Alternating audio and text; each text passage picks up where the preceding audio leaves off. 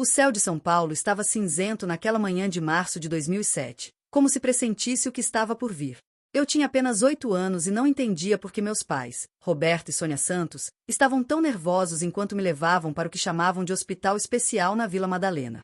Mamãe segurava minha mão com força demais, e papai não parava de olhar o relógio. Helena, minha filha, você vai ficar boa depois dessa cirurgia, disse mamãe, mas sua voz tremia de um jeito que nunca havia escutado antes. É só uma coisinha simples, como quando você tirou as amígdalas. Lembro-me de observar as ruas movimentadas através da janela do nosso velho Corsa azul. Era um sábado de manhã, e as pessoas caminhavam apressadas pelas calçadas da Rua Augusta. Vendedores de jornal gritavam as manchetes do dia, e o cheiro de pão francês quente vinha das padarias abertas. Tudo parecia normal, mas algo dentro de mim sabia que não era. O hospital não parecia com nenhum que eu já havia visto. Era uma casa grande e branca no meio de uma rua residencial, sem as placas características dos hospitais de verdade. Um homem de jaleco nos recebeu na porta, Dr. Marcelo, como se apresentou. Ele tinha olhos frios e um sorriso que não chegava até eles. Então está a Helena, disse ele, me examinando como se eu fosse um objeto. Muito bem, vamos cuidar de você. Papai e mamãe conversaram em sussurros com o médico no corredor, mas consegui escutar algumas palavras. Pagamento, sem problemas, ninguém vai saber. Meu estômago se contraiu, mas eu era apenas uma criança, não entendia o verdadeiro significado daquelas palavras. A sala de cirurgia improvisada ficava no fundo da casa. As paredes eram brancas demais, e havia um cheiro forte de desinfetante misturado com algo que não conseguia identificar. Uma enfermeira me deu uma injeção, dizendo que era para eu dormir tranquila. Antes de perder a consciência, vi mamãe chorando no corredor, e papai contando dinheiro, muito dinheiro, que o Dr. Marcelo havia lhe entregado em um envelope pardo. Foram os últimos momentos da minha infância. Quando acordei, horas depois, senti uma dor terrível no lado direito do meu corpo. Havia um corte grande coberto por curativos, e meu rim direito não estava mais lá. Chorei pedindo por mamãe, mas ela evitava olhar nos meus olhos. Foi tudo bem, Helena, disse papai, mas sua voz soava oca. Você está curada agora. Mas eu sabia que algo estava terrivelmente errado. A dor não era só física, era como se uma parte de mim tivesse sido arrancada para sempre. E, de certa forma, tinha sido. Os dias que se seguiram foram um borrão de dor, remédios e mentiras. Meus pais me levaram para casa e inventaram uma história sobre apendicite para explicar a cicatriz. Mas eu era uma criança observadora e sabia que a cicatriz estava no lugar errado. Quando perguntava sobre isso, eles mudavam de assunto ou ficavam irritados. Foi minha vizinha, Dona Eulália, uma antiga enfermeira aposentada que morava ao lado, quem primeiro desconfiou de alguma coisa. Ela veio nos visitar quando soube da minha cirurgia e ficou estranha ao ver a localização dos curativos. Que tipo de apendicite foi essa, Sônia? Perguntou ela para a mamãe enquanto eu brincava no quintal, fingindo não prestar atenção. Normal, respondeu mamãe rapidamente. Os médicos disseram que estava muito inflamada. Mas Dona Eulália balançou a cabeça. Em 40 anos de profissão, nunca vi apendicite deixar cicatriz desse tamanho nesse lugar. Naquele momento, pela primeira vez, vi medo nos olhos da minha mãe. E foi quando comecei a suspeitar que minha própria família havia feito algo terrível comigo. As semanas passaram, e eu me recuperei fisicamente da cirurgia, mas emocionalmente algo havia mudado para sempre. Comecei a fazer perguntas mais diretas, e meus pais ficavam cada vez mais evasivos. Papai começou a beber mais, e mamãe vivia nervosa, sobressaltando-se com qualquer barulho. Um dia, encontrei papéis escondidos no guarda-roupa dos meus pais. Eram documentos médicos com meu nome, mas as palavras eram difíceis demais para uma criança de 8 anos entender. Havia números, valores em dinheiro e uma palavra que me chamou a atenção: nefrectomia. Guardei essa palavra na memória, prometendo a mim mesma que um dia descobriria o que significava. Foi também nessa época que comecei a ter pesadelos. Sonhava com homens de jaleco que me cortavam enquanto meus pais contavam dinheiro. Acordava gritando, e mamãe vinha me consolar, mas seus abraços não tinham mais o mesmo carinho de antes. Era como se ela não conseguisse mais olhar para mim sem sentir culpa. A vida continuou, mas nunca mais foi a mesma. Meus pais compraram coisas novas para casa, uma televisão maior, roupas melhores, um carro mais novo. Quando perguntava de onde vinha o dinheiro, eles diziam que papai havia conseguido um bônus especial no trabalho. Mas eu sabia que era mentira. Foi nesse período que desenvolvi uma relação complicada com a justiça. Na escola, quando víamos desenhos onde os heróis sempre venciam os vilões, eu me perguntava onde estavam os heróis na vida real. Por que ninguém me protegia? Porque meus próprios pais, que deveriam me amar mais que tudo, haviam me machucado. Aos poucos, fui entendendo que, se eu quisesse justiça, teria que buscá-la sozinha. E foi assim, ainda criança, que comecei a sonhar em me tornar advogada, não para ajudar os outros primeiro, mas para um dia confrontar aqueles que me traíram. 10 anos se passaram desde aquela manhã terrível, e eu estava no segundo ano do ensino médio quando finalmente descobri toda a verdade.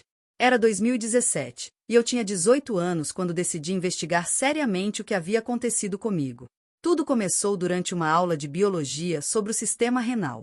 A professora, doutora Márcia, estava explicando sobre a função dos rins quando mencionou que uma pessoa podia viver normalmente com apenas um rim, mas que a remoção era um procedimento cirúrgico complexo, geralmente feito apenas em casos de doação para transplante ou doenças graves.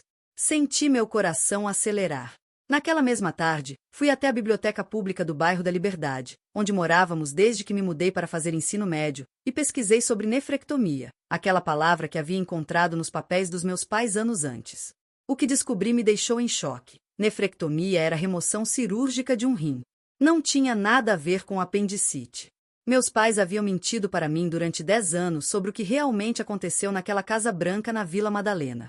Com as mãos tremendo, continuei pesquisando. Descobri sobre o tráfico de órgãos no Brasil, sobre crianças que tinham órgãos removidos e vendidos ilegalmente. Li sobre o caso Pavese, um menino de 10 anos que morreu após ter os órgãos removidos de forma ilegal em Poços de Caldas. A história me atingiu como um soco no estômago. Eu poderia ter sido ele, **Globo **. https://g1.globo.com/mg/su-minas/notícia/2022/04/20 caso Pavese entenda a investigação sobre a morte retirada legal de órgãos de criança mg.ghtml. Voltei para casa naquela noite completamente transformada. Mamãe estava na cozinha preparando jantar, como fazia todos os dias há 10 anos, fingindo normalidade. Papai assistia televisão na sala, bebendo sua cerveja de sempre. Eles continuavam vivendo como se nada tivesse acontecido, como se não tivessem vendido o órgão da própria filha. Mãe, eu disse, minha voz saindo mais firme do que esperava. Preciso falar com você e com o papai. Ela se virou, e imediatamente viu medo nos seus olhos. Depois de tantos anos, ela ainda reconhecia aquele tom na minha voz, o mesmo tom que eu usava quando criança para fazer perguntas inconvenientes. Sobre o quê, filha? Perguntou ela, mas já estava ficando pálida. Sobre a nefrectomia. O prato que ela segurava escorregou das suas mãos e se estilhaçou no chão da cozinha. Papai veio correndo da sala, preocupado com o barulho. O que aconteceu? Ele perguntou, mas parou quando viu minha expressão. Eu sei, disse simplesmente. Sei o que vocês fizeram comigo. O silêncio que se seguiu foi ensurdecedor. Mamãe começou a chorar, e papai se sentou pesadamente na cadeira da cozinha, subitamente parecendo muito mais velho. Helena, começou papai, mas eu interrompi. Não. Agora vocês vão me contar a verdade. Toda ela. E foi assim, na cozinha da nossa casa modesta no bairro da Liberdade, com cacos de prata espalhados pelo chão, que finalmente escutei a verdade completa. Papai havia perdido o emprego na metalúrgica, onde trabalhava há 15 anos. As contas estavam atrasadas, o aluguel vencido, e eles já haviam vendido tudo o que podiam. Foi quando um conhecido do bar onde papai bebia ofereceu uma solução.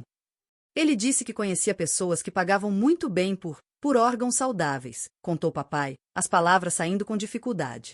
Disse que crianças se recuperavam rápido, que você nem ia lembrar. 50 mil reais, sussurrou mamãe entre as lágrimas. Era mais dinheiro do que jamais tínhamos visto. 50 mil reais. Esse era o preço do meu rim. Esse era o valor que meus pais haviam colocado na minha integridade física, na minha confiança, na nossa relação. Vocês me venderam, disse, minha voz quebrando pela primeira vez. Venderam um pedaço de mim como se eu fosse gado. Mamãe soluçava descontroladamente agora. Nós pensamos que seria melhor para todos. Que você ia ficar bem e nós podíamos recomeçar. Recomeçar? Gritei. E eu? O que aconteceu comigo nessa história? Eu era sua filha. Papai tentou se aproximar, mas eu recuei. Helena, por favor, deixe eu explicar. Não há explicação, cortei. Há crimes. Há tráfico de órgãos. Há exploração infantil. Há pais que venderam a própria filha. Foi nesse momento que tomei a decisão que moldaria o resto da minha vida. Olhei para os dois, minha mãe chorando desesperadamente e meu pai com a cabeça entre as mãos, e senti algo se endurecer dentro de mim. Eu vou estudar direito, anunciei. E quando me formar, vou processar vocês dois. Vou colocar vocês na cadeia e vou expor toda essa rede de traficantes. Helena, você não pode, começou mamãe. Posso sim. E vou. Considere isso um aviso. Vocês têm alguns anos para se preparar, porque eu vou voltar. E quando voltar, vai ser como advogada. Saí de casa naquele mesmo dia. Fui morar com Dona Eulália, minha vizinha, que sempre desconfiou de alguma coisa e me acolheu como se fosse sua neta. Ela me ajudou a me inscrever para o Enem e conseguiu uma bolsa de estudos para mim numa escola técnica. Durante os 2 anos seguintes, estudei como uma possessa. Acordava às 5 da manhã, estudava até tarde da noite, trabalhava meio período numa loja de roupas para me sustentar. Dona Eulália me apoiava em tudo, dizendo que via em mim a força que ela gostaria de ter tido quando era jovem. Menina, ela me dizia enquanto tomávamos café pela manhã, você tem fogo nos olhos. Esse fogo vai levar você longe. E ela estava certa. Em 2019, consegui uma das melhores notas do Enem da região e ganhei uma bolsa integral para estudar Direito na Universidade de São Paulo. No dia em que recebi a notícia da aprovação, chorei pela primeira vez desde aquela noite na cozinha. Mas não eram lágrimas de tristeza, eram lágrimas de determinação. Meus pais tentaram me contatar algumas vezes nos primeiros meses. Mandavam cartas, ligavam para Dona Eulália, até apareceram na porta da sua casa uma vez. Mas eu estava irredutível. Havia feito uma promessa a mim mesma, e pretendia cumpri-la. Um dia eles vão pagar, eu disse para Dona Eulália na noite anterior ao meu primeiro dia de aula na USP. Todos eles, meus pais, o médico, toda a rede. Vou dedicar minha vida a isso. Ela me abraçou forte. Só tome cuidado para não deixar a sede de vingança consumir sua vida inteira, minha filha. Você merece ser feliz também.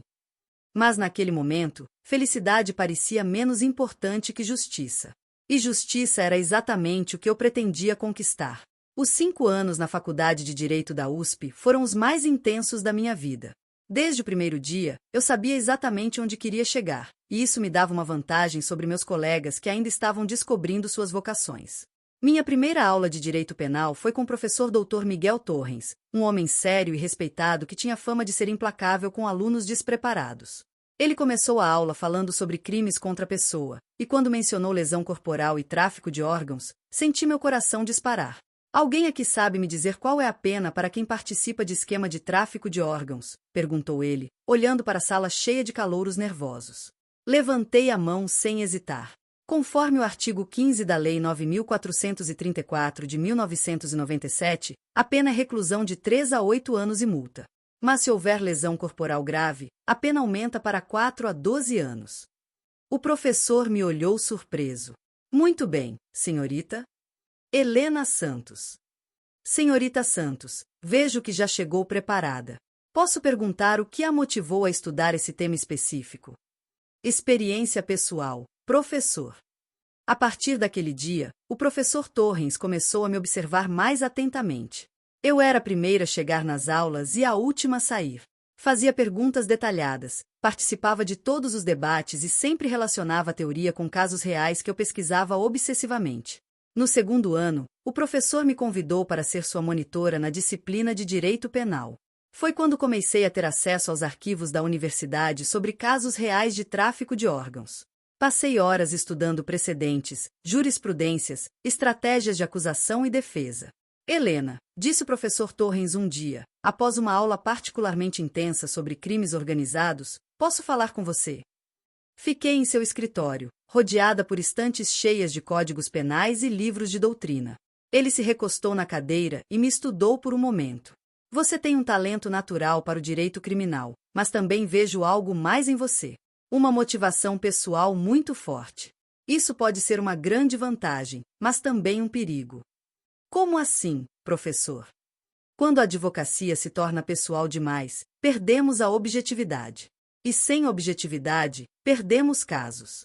Você quer me contar o que realmente motivou a estudar tráfico de órgãos com tanta dedicação? Foi a primeira vez em 3 anos que contei minha história para alguém além de Dona Eulália. O professor me escutou em silêncio, fazendo anotações ocasionalmente. Quando terminei, ele ficou quieto por um longo tempo. Helena, o que você passou é terrível e criminoso. Mas se você quer mesmo processar seus pais e desmantelar essa rede, precisa ser estratégica. Não pode ser só emoção, precisa ser ciência. A partir daquele dia, minha formação acadêmica se tornou ainda mais focada. O professor Torrens me apresentou a advogados criminalistas renomados, me incluiu em congressos sobre tráfico humano e me ajudou a conseguir estágios em escritórios especializados em crimes complexos. No 3º ano, fiz estágio no escritório da doutora Carla Mendonça, uma das advogadas criminalistas mais respeitadas de São Paulo. Ela era conhecida por aceitar casos difíceis e por nunca recuar diante de adversários poderosos. YouTube. Então você é a Helena que o Torrens tanto me falou, disse ela no meu primeiro dia. Ele me contou sua história. Impressionante. Doutora. Carla era uma mulher pequena fisicamente, mas com uma presença que dominava qualquer ambiente. Ela me ensinou que no direito criminal, especialmente quando se enfrenta esquemas organizados, não bastava conhecer a lei, era preciso entender psicologia, economia, política e até mesmo intimidação. Os criminosos que você vai enfrentar não são pequenos ladrões, Helena, ela me dizia enquanto revisávamos casos complexos. São pessoas com recursos, conexões, poder.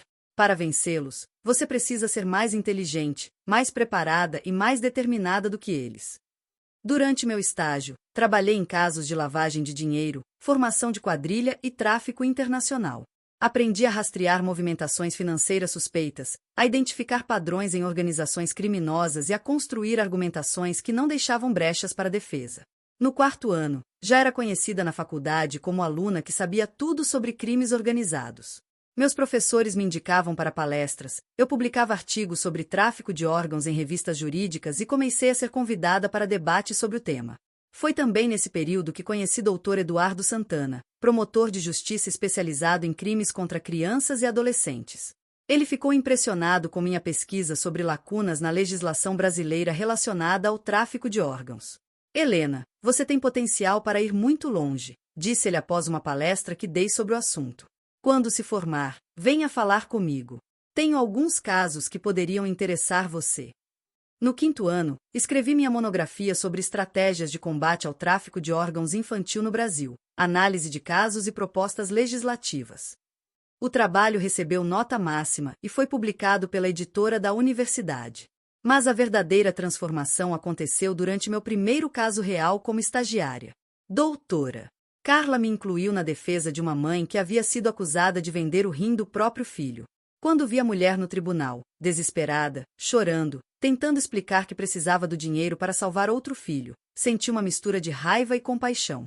Essa é a complexidade do nosso trabalho, explicou doutora Carla depois. Nem sempre os criminosos são monstros. Às vezes são pessoas comuns em situações desesperadas. Mas isso não justifica o crime. Me formei em dezembro de 2024 como oradora da turma.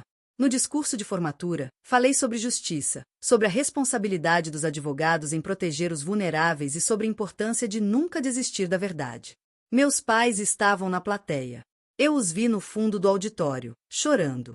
Mamãe tentou se aproximar depois da cerimônia, mas eu simplesmente passei por ela sem olhar. Helena, por favor, ela sussurrou. Nos vemos no tribunal, respondi sem parar. Em janeiro de 2025, passei na OAB na primeira tentativa com uma das maiores notas do estado. Em fevereiro, abri meu próprio escritório na Vila Madalena, ironicamente, a poucos quarteirões da Casa Branca onde tudo começou. Em março, dei início ao processo que mudaria nossas vidas para sempre. Setembro de 2025. 18 anos após aquela manhã terrível na Casa Branca da Vila Madalena, eu estava finalmente pronta para minha vingança, ou melhor, para minha justiça. O escritório Helena Santos, Advocacia Criminal, havia se tornado, em apenas 6 meses, uma das referências em crimes complexos de São Paulo. Minha estratégia foi simples: aceitar apenas casos que envolvessem tráfico humano, exploração infantil e crimes organizados. Em pouco tempo, desenvolvi a reputação de ser implacável com criminosos e de nunca perder um caso importante. A mídia começou a me chamar de a advogada mais temida do país depois que consegui a condenação de uma rede internacional de tráfico de crianças que operava entre Brasil e Paraguai. O caso teve repercussão nacional, e meu nome começou a aparecer em listas de advogadas mais influentes do Brasil. Mas tudo isso era preparação para o momento que finalmente chegou: processar meus próprios pais. Na manhã de 7 de setembro de 2025, exatamente 18 anos e 6 meses após a cirurgia que mudou minha vida, protocolei uma ação penal privada contra Roberto Santos e Sônia Santos pelos crimes de lesão corporal gravíssima, redução à condição análoga à escravidão, tráfico de pessoas e formação de quadrilha. A petição inicial tinha 247 páginas. Eu havia passado 2 anos coletando evidências, rastros bancários da movimentação dos R$ 50 mil, depoimentos de antigos funcionários da Casa Branca, que descobri ter sido fechada pela polícia em 2010, laudos médicos comprovando a remoção ilegal do meu rim, e até mesmo gravações de conversas entre meus pais que consegui através de um investigador particular. O caso foi distribuído para a Terceira Vara Criminal de São Paulo, sob a presidência da juíza doutora Isabel Ferreira. O dia da primeira audiência chegou como uma tempestade esperada por muito tempo. O fórum estava lotado. A imprensa havia transformado o caso na história do ano, a filha que processou os próprios pais por venda de órgãos. Repórteres de todo o país estavam presentes, e as redes sociais fervilhavam com debates sobre ética, família e justiça. Entrei no tribunal usando meu terno preto mais sério, carregando uma pasta com todas as provas que havia coletado. Meus pais estavam do outro lado do salão com seus advogados de defesa, o Dr. Márcio Teles e a doutora Ana Rodrigues, 2 criminalistas experientes que tentariam argumentar que o crime já estava prescrito e que eu não poderia processar minha própria família. Doutora Helena Santos, anunciou o escrivão, pode fazer sua sustentação oral. Me levantei, ajeitei meu blazer e caminhei até o centro do tribunal. Por um momento, meus olhos encontraram os de minha mãe. Ela estava chorando silenciosamente, e por um segundo, apenas um segundo, senti uma pontada de dor no peito. Mas logo me lembrei da menina de 8 anos que acordou sem um rim e com pais que a haviam traído. Meritíssima, comecei, minha voz ecoando clara e firme pelo tribunal. Este não é apenas um caso de tráfico de órgãos. É um caso sobre os limites da confiança, sobre o que significa família e sobre a responsabilidade de proteger aqueles que mais precisam de proteção. Durante 40 minutos, apresentei cada evidência, cada prova, cada detalhe do esquema criminoso que havia destruído minha infância. Mostrei como meus pais não foram apenas vítimas de circunstâncias, mas participantes ativos de uma rede criminal. Os réus não venderam um objeto, excelência. Venderam parte do corpo da própria filha. Uma criança de 8 anos que confiava neles, que acreditava quando diziam que era para seu próprio bem. Quando cheguei na parte sobre as consequências físicas e psicológicas, minha voz ficou mais intensa. Convivo há 18 anos com as sequelas dessa mutilação autorizada por meus próprios pais. Não posso praticar esportes de impacto, preciso fazer check-ups médicos constantes, e carrego para sempre a marca física e emocional da traição daqueles que deveriam me proteger. A defesa tentou argumentar que meus pais estavam desesperados, que a situação financeira os havia levado ao desespero, que eles sempre me amaram. Dr. Teles chegou a chorar durante sua sustentação, falando sobre famílias destruídas pela pobreza e decisões tomadas no desespero. Mas eu estava preparada para cada argumento. Excelência, disse quando chegou minha vez de tréplica, desespero não é justificativa para crime. Pobreza não autoriza mutilação infantil. E amor verdadeiro jamais venderia o corpo do próprio filho. O julgamento durou 3 dias. No segundo dia, consegui localizar e trazer como testemunha o Dr. Marcelo, o médico que havia realizado a cirurgia. Ele havia sido preso em 2018 por participação em esquema semelhante em Minas Gerais e aceitou fazer um acordo de delação premiada. Sim, disse ele ao microfone, evitando olhar para meus pais, os réus Roberto e Sônia Santos me procuraram através de um intermediário, sabendo exatamente o que estava sendo proposto. Eles negociaram o valor, escolheram a data e assinaram todos os documentos. Não houve coerção nem engano. Foi devastador para a defesa. Mamãe desmaiou na hora, e papai ficou com o rosto nas mãos durante o resto do depoimento. No terceiro dia, chegou o momento dos alegações finais. A promotora de justiça, doutora Luciana Machado, pediu a condenação máxima, 12 anos de reclusão para cada um dos réus, mais o pagamento de indenização de R$ 2 milhões para mim. Quando chegou minha vez de falar pela última vez, me levantei e olhei diretamente para meus pais. Vocês me deram a vida, disse, minha voz controlada mas carregada de emoção. Mas também me venderam como mercadoria. Me alimentaram e me abrigaram, mas também me mutilaram. Foram meus pais, mas também foram meus algozes. Fiz uma pausa, sentindo silêncio absoluto no tribunal. Eu me tornei advogada por causa de vocês. Dediquei minha vida a combater exatamente o tipo de crime que vocês cometeram contra mim. E hoje, finalmente, posso dizer que a menina de 8 anos que acordou traída e mutilada está sendo vingada pela mulher de 26 anos que ela se tornou. A juíza doutora Isabel Ferreira se retirou para proferir a sentença. 2 horas depois, ela retornou com o veredicto. Pelos crimes de lesão corporal gravíssima, tráfico de pessoas e formação de quadrilha, condena os réus Roberto Santos e Sônia Santos a 10 anos de reclusão cada um, em regime inicialmente fechado, além do pagamento de indenização de R$ 1.500.000 à vítima Helena Santos. O tribunal explodiu. Repórteres correram para telefones, flash de câmeras dispararam, e o barulho era ensurdecedor. Meus pais foram levados algemados, minha mãe chorando descontroladamente. Quando saí do tribunal, estava chovendo. A chuva de São Paulo lavava as ruas como se quisesse limpar toda a dor daqueles anos. Repórteres me cercaram, microfones apareceram de todos os lados. Doutora Helena, como se sente após conseguir a condenação dos próprios pais? Gritou uma jornalista.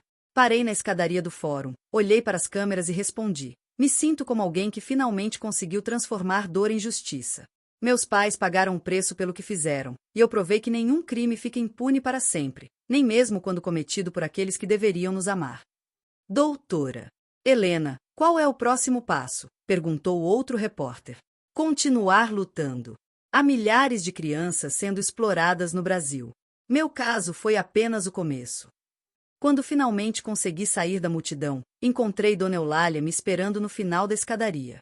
Ela tinha 78 anos agora, mas havia insistido em estar presente no julgamento. Conseguiu, minha filha, disse ela, me abraçando forte. A menina que chegou chorando na minha porta se tornou a mulher mais forte que eu conheço. Obrigada por acreditar em mim, vó, disse, usando o apelido carinhoso que havia adotado para ela anos antes. Naquela noite, sozinha no meu apartamento, me olhei no espelho. A cicatriz no meu lado direito ainda estava lá, sempre estaria. Mas agora ela não representava mais apenas trauma. Representava sobrevivência, determinação e, finalmente, justiça. Meu telefone tocou. Era uma mãe de Recife, desesperada porque descobriu que o marido estava negociando vender o rim do filho de 7 anos para pagar dívidas de jogo. Doutora Helena, disse ela chorando, vi sua história na televisão. Pode me ajudar? Olhei pela janela do meu escritório, vendo a cidade de São Paulo se iluminar na noite.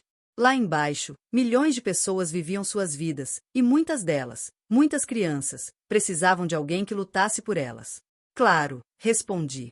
Vou ajudar. A menina de 8 anos que havia sido traída finalmente descansou em paz. E a advogada que ela se tornou tinha muito trabalho pela frente.